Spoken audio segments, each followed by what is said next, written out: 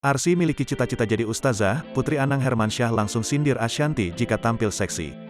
Masih 7 tahun, Arsy memiliki cita-cita mulia yakni menjadi ustazah. Beberapa kali, kakak Arsya ini memang tampil tertutup mengenakan hijab. Keinginan Arsy jadi ustazah bikin Atta Halilintar kaget. Anak Anang Hermansyah itu bahkan sempat sindir Ashanty ketika pakai baju seksi. Diketahui keinginan Arsy untuk menjadi ustazah kala satu vlog dengan Atta Halilintar belum lama ini. Ketika itu suami Aurel tengah menjemput adik iparnya, kemudian ia bertanya soal cita-cita Arsy. Arsy cita-citanya jadi apa? Tanya Atta Halilintar. Dikutip Tribun Jakarta dari YouTube pada Selasa, tanggal 7 Desember tahun 2021.